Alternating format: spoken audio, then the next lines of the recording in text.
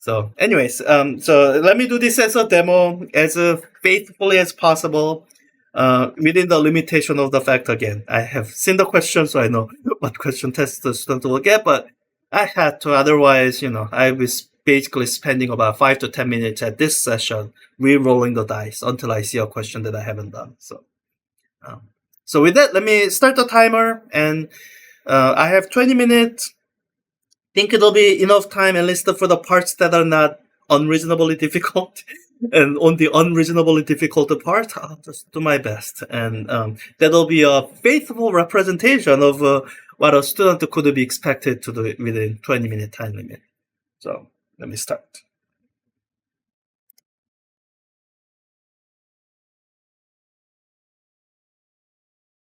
So this is the question. Yeah, not a surprise to me. I've seen it.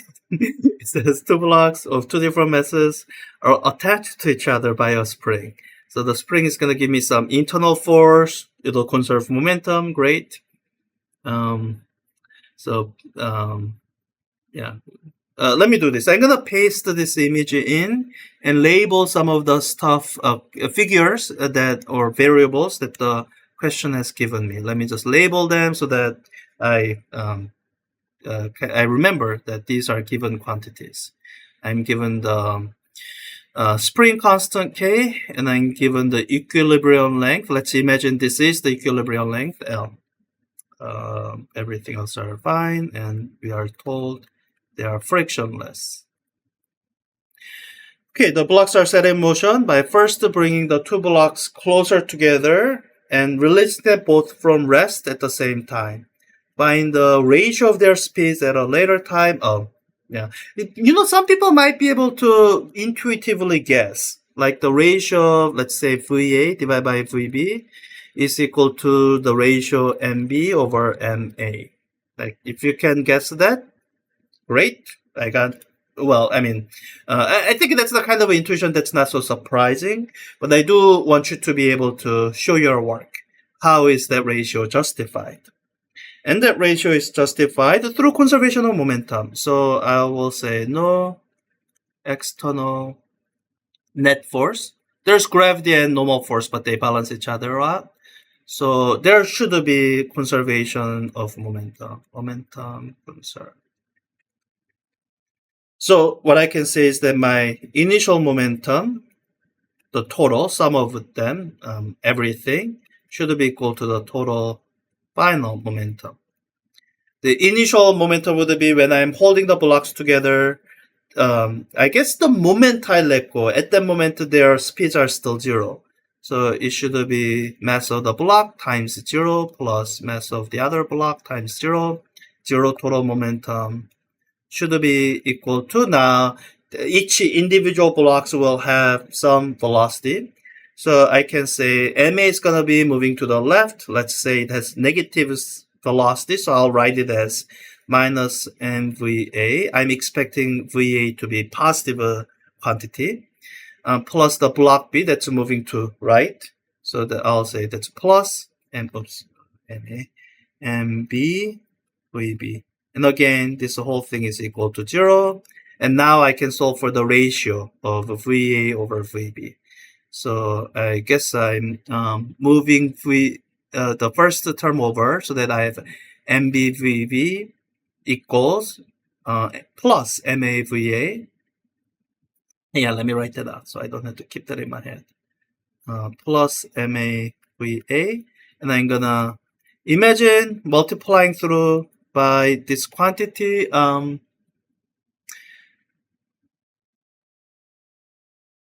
I guess I'm multiplying through by 1 over VB times MA.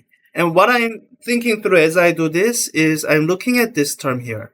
This is what I want to turn into VA over VB. In order to do that, I had to cancel out MA, which I'll do with the MA on denominator. I need to get VB on the denominator, which I can do by VB in the denominator. So the right-hand side, when I do this multiplication through, right-hand side, which I'll write on the left, will become VA over VB. But by design, that's really why I chose this quantity. That's going to equal the expression I end up with on the left-hand side, which I'll now write on the right-hand side. That's VB is going to cancel out, so I'll get MB over MA. Again, it's a pretty easy question, part A. That's why I'm saying, oh, some of you might be able to just guess the answer instead of going through all this. But even if you're able to guess, make sure you can actually justify it in a way that'll convince a skeptical person. Okay, how much time do I have? 5 minutes. Okay, I gotta go faster. As blocks move back and forth, the maximum speed of block MA is found to be that. Find the minimum distance between block MA and MB as they keep moving back and forth against each other under the assuming that the blocks never touch each other. Yeah. So here I'm getting a sense of, oh, that's probably conservation of energy question. The question doesn't explicitly say that energy is conserved, but it's given us a hint. It's a frictionless surface, so the usual stuff that would have taken mechanical energy out, not there. You got spring, and with almost all the springs we see, it's an ideal. We assume it's an ideal spring that conserves mechanical energy, the sum of the potential and the kinetic energy. So once you figure out, okay, energy is conserved, then I can imagine two snapshots. So let me draw both of those two snapshots here. I can I like to think kind of in a sequential linear order. So from the question description, what I'm thinking about is, okay, at some point I had two blocks that are pressed really close together. It's like the maximum compression of the spring. I guess this is gonna be the distance minimum, because that's kind of by definition, that's how close I've pushed them together. And then as I let go, they're gonna kind of bounce back and forth. And as they do, so I'm looking for a snapshot where I can relate that to Vmax A and probably Vmax B. So let me first draw them and then kind of think through. And in this other snapshot, I'm going to have a MA moving at some maximum speed. It could be to the left or right. Really, the only thing that matters is the speed is maximum. And MB will also do the same thing. And I think you kind of need to think this through, because you do have a couple choice of special points. It could be like points where they are farthest apart. And if you think through, you should realize, oh, that's not this, because farthest apart point, the speeds are 0. So we are definitely not talking about maximum anything in terms of speed. Then you are thinking, okay, at what points in time as you conserve energy would the blocks have the greater speed? And eventually what you are supposed to figure out is, oh, that's going to be when this is at the equilibrium length. Because that's the snapshot where the spring potential energy is at a minimum. So kinetic energy ought to be at a maximum, which means you would get this condition.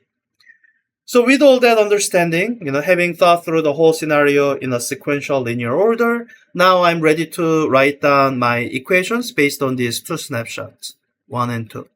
So for snapshot 1, my total energy in 1 should be equal to, in snapshot 2, my total energy 2. So let's write down those expressions. At the very beginning, 1, I got all potential energy in the spring and nothing kinetic energy. They haven't started moving yet. So I can write down 1/2 k times, here I have to be careful. It's supposed to be delta x squared. And this delta x, it's not d mean. It's the displacement from the equilibrium position, from the equilibrium length. So this ought to be L minus d mean squared. So I'll write that, more space. L minus minimum distance squared. That shows you how much it's being compressed. And that should be equal to the total energy in this state, because the spring will be at an equilibrium length, there will be 0 potential energy. But I still have kinetic energy, which should be 1/2 I have to write it out separately because how fast the MA is moving will be different from how fast the MB is moving. So I need to write down 1/2 MA VA squared plus 1/2 MB VB squared. Now for the question that they are asking you for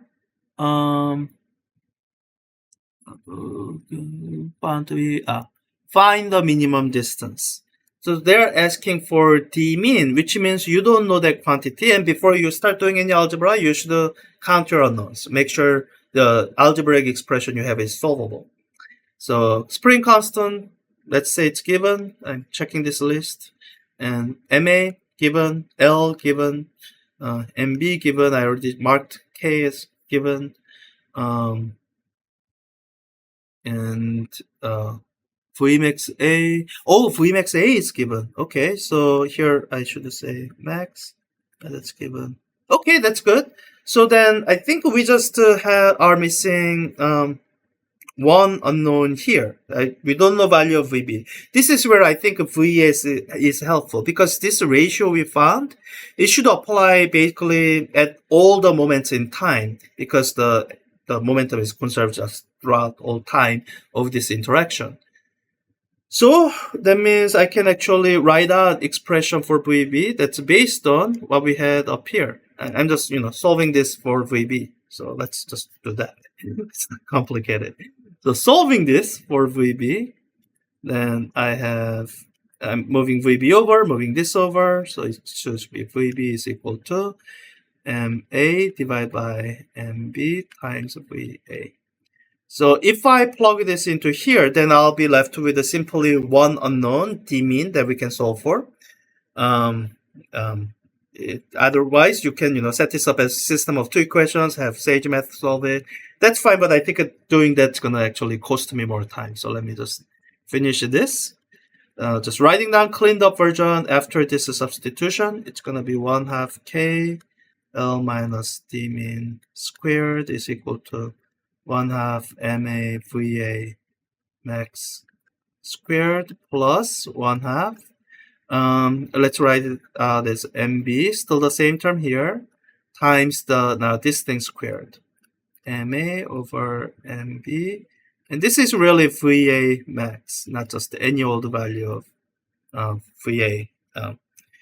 So VA max is known. I'm trying to solve for d mean, so let's do that. To solve for d mean, I have to multiply through by 2 over k, and then I'm going to be taking square root, and let's write down the expression after the square root. So on the left-hand side, it's pretty simple, square root of square, so it's going to just end up with the absolute value of L minus d mean. And as long as d mean is less than L, sure, this is just the same thing as what's inside the absolute value. That's the left-hand side, simple, because that's by design. On the right-hand side, I should write this out. So 2 will cancel, and I'll be dividing by k. So you have MA over k times VA max squared plus, I should do some cancellations here. So 1/2 cancels out from the 2. I'm going to divide by k. And on here, I have, so this power of 2, I can absorb it into each term here. Once I've done that, then I can see, this MB gets canceled out by 1 factor of MB here. So you're going to get MA squared over MB times K. So MA squared over MB times K times the VA max squared. So I'm solving for d mean, and I think it's best to get rid of this absolute value because I know it's just going to be a positive value. D mean is less than L. So here, you just imagine solving for this algebraically. Move d mean over to right, move everything over to left. Having done that, write on the right-hand side, on the left side. So let's do that. Doing that, you get d mean, which you've moved to the right, is equal to the left-hand side is going to be L minus, and I can do a little bit of simplification. There are some common terms I can factor out. In fact, I think this entire thing is common to both of them. So I can factor out MA divided by K times VA max squared, then figure out the remaining factors. So this should become 1 plus to cut a factor of MA, so it's going to be MA divided by MB, no K, K has been factored out. So MA over MB times VA max squared, which I factored out. So I think I can just close the parenthesis here. So this should be the minimum distance.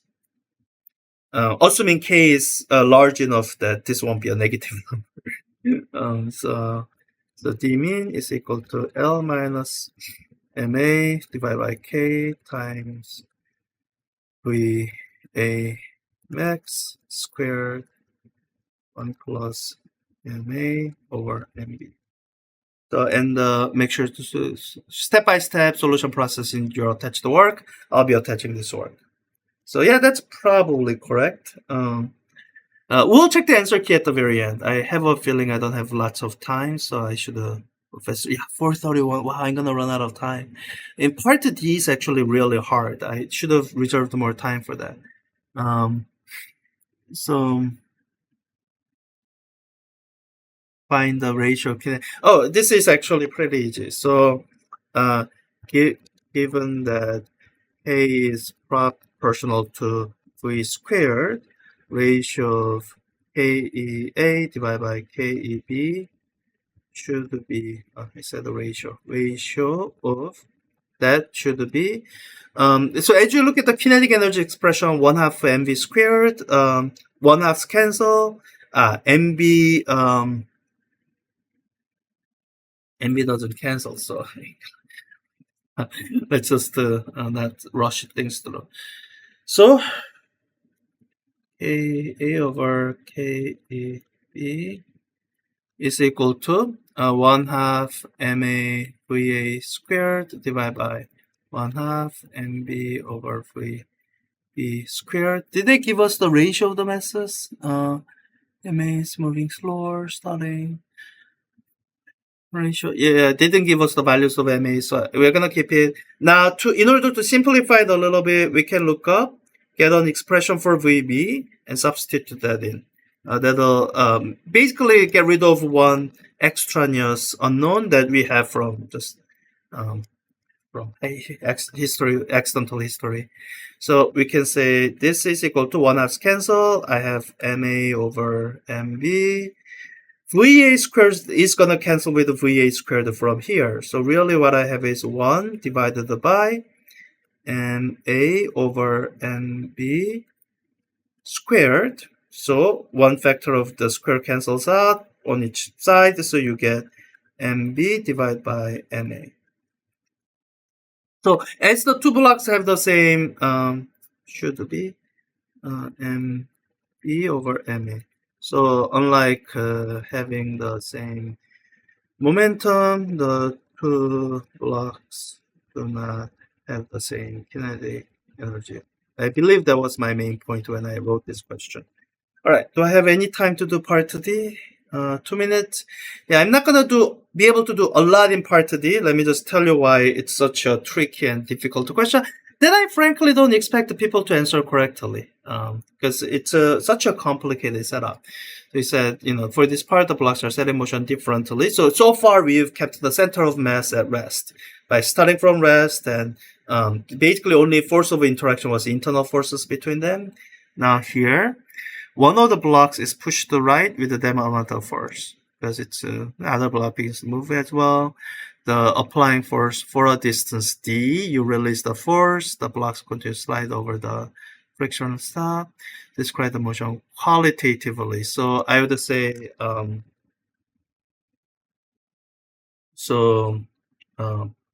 blocks start by oscillating as MA will immediately accelerate in the direction pushed, while MB being pushed via spring force will be slower to react. Quantitatively, how fast are they moving? I think it'll have something to do with extra energy input via work done by F times D. Same as above is the maximum kinetic energy WF times D. And I think I'm out of time to write down a bunch of stuff, 22 seconds. And, when I initially wrote the question, I think this was my intended answer. And then I kind of realized that, there are some subtleties that I forgot when I wrote this question. So, in the process of writing in the solutions, I realized, this simple answer that I was imagining is not actually right. I think that's what I remember. Let's do this. I'm out of time anyway. And so I guess this is the demo. If your answer on part of this is something like this, I think that's totally reasonable. That's what I would give full credit to. If somehow you didn't get to part D, you saw me almost run out of time. Although I think a good chunk of it is me just talking about this. These are actually easy questions. If you do A, B, and C correctly and you can explain your reasoning process, then great. I think I have no issue with that. For part D, if it's completely blank, frankly, in the required 101 meeting, this is one of the things that we can work on. It's one of those things that we got an hour. I'm there to help you if you get stuck somewhere. And I'm there to, kind of talk through things together. So this is actually one of the things we could go over in the required 101 meeting. So let me copy paste in my work, and then we'll look up the solution. In the solution, I remember programming in some Sage math code so that I could work things out numerically, because the complications I realized as I was writing solution, I couldn't work it out analytically, so I had to basically do it numerically under some reasonable assumptions. I think the assumptions was basically around strength of the spring constant and kind of relative size of the masses. You could work out an answer under certain limits, where you could either treat the spring as being really, how do you put it, really stiff, so that you can neglect the amount of the compression of the spring. That's one. Or you could, I forget what the other limit I calculated under is. Let's look up the solution key, because again, it's one of those questions where it's definitely more difficult in part D than it was intended to be. In parts A through C, I think I knew those parts were relatively easy, and I didn't mind that being easy.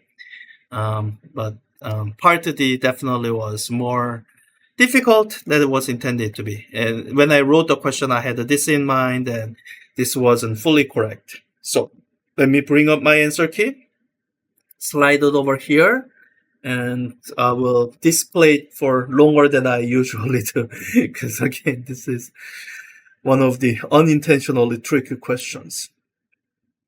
So I'm going into the assessment. I'm going to go into gradebook and bring up test students attempt. Oh, wow, there's a couple other people who've done this already. Great. If you are ready, go ahead and do it. There's no reason to delay unnecessarily.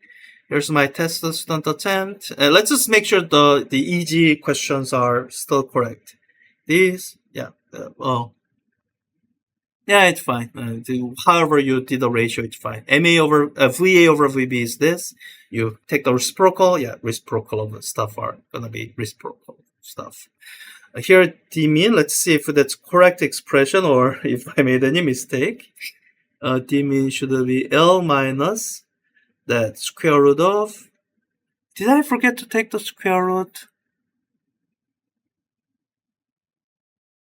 Oh yeah, I made a mistake. So I think as I was doing this, I said I'm taking square root, which is why this got rid of in taking square root. but I forgot to take the square root of the right hand side as I was doing it. So all these terms, it's supposed to be under square root. Yeah, so check the rest. So the thing that's under the square root, is that right? VA over K times VMX squared, yeah, plus times 1 plus M. Yeah, so the rest of the terms are right. I just forgot to take the square root because I was talking and distracting myself. Yeah. Yeah. So now, one thing you can do is you can kind of go in. If you notice the mistakes you made, you can note in your work that you realize the mistake you made. Now, hopefully that's not from looking at the solution, because for you the solution isn't available yet. But what you can do is you can go into add work and you can say, oh, in thinking about the question a little bit and reviewing my work after the time limit ran out, I think I forgot to take the square root in one of the derivation steps in part B. So you can definitely leave notes like this, not a problem. The only issue would be where someone's trying to kind of pass off work that's kind of change the work to hide the mistake you made. Like, why would you do that? One, the answers that are in the one parts that you can change, that'll kind of show that. So when it's like a full explanation like this, then I can mention, oh yeah, that goes square root. That's not explained it. No issues. That's fine. And that's also the reason I say if within the answer key, if you simply said C attached work, you get very little credit for that, because I know your attached work can change. So I want you to provide some anchoring points. So here, this might be minor enough mistake. I might still give a full credit even with that lack of square root. I would say, oh yeah, that's a small minor mistake that people would have figured out as you are doing dimensional analysis and all that. Let's look at part C.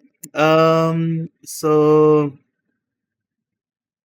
yeah, A has more kinetic energy than B. I think that's right. Yeah, I keep K over is. Oh, MA is more massive. Somehow I misread it. I thought MB was more massive. Well, it's fine. I don't think I made any statements either way. The ratio of K over KB through going through this calculation is MB over MA. So that's right. Uh, So the heavier block, because for the given amount of energy, it'll have more momentum. So what's enforced that their momenta are the same. So their energy will be basically be different in an amount that allows you to enforce that momentums are the same. All right, part D. So this is my simplistic answer, which for the purpose of grading, I would be willing to say that's fully correct, because that was the answer I had in mind when I wrote the question. Then later on, as I was working through it, I realized, oh, this is a difficult question. And let me pause around the part where I was realizing in writing the solution that, oh, it's harder than I thought. The qualitative answer, this is right. Gains. Did I say net momentum? MA will start by oscillating as immediately accelerate to the right, will be slower to react. No, that's fine. It's the case on net momentum. Did I expect? I didn't necessarily say what quantities are conserved, what quantities change. So if you said it gains net momentum, it's fine. If you didn't say it, like I didn't say it here, I think it's still fine. I'm just looking for a description. Quantitatively, so I think what I missed was, did I think, so amount of work I think is right. Amount of work done, yeah, F times D, yeah. From conservation of energy, that's the total energy. Intuition that there are moments in time, and I think what I missed was, I thought mistakenly that you could easily work out the amount of time over which you are pushing it. So you could also work out the net momentum that you would gain. And then I ran into difficulties. It was not possible to... Did I rewrite this to remove references to momentum? Because if you just avoid referring to momentum, maybe you can just answer it fully. Maybe I rewrote the question after that difficulty. Yeah, so in terms of kinetic energy, yeah, this is fine. I think this answer is 3. The detailed... Oh, you know what? I did rewrite the question. So this is the part from when the question used to be something different that either asked about momentum or had a little bit of other stuff. So, if you're interested, you can read it. But basically, I think the starting from here, the rest, that's just a bonus. Like, you are not expected to do this during the 20-minute time limit. I couldn't do this in 20-minute time limit. What I could do is what's above here, and I've kind of done most of it here. So yeah, the rest, if you're interested, you can read it and do the discussion here. And then if you're interested, you can look at the Sage math code, what that looks like. But all of that is kind of extra. You don't have to do any of it.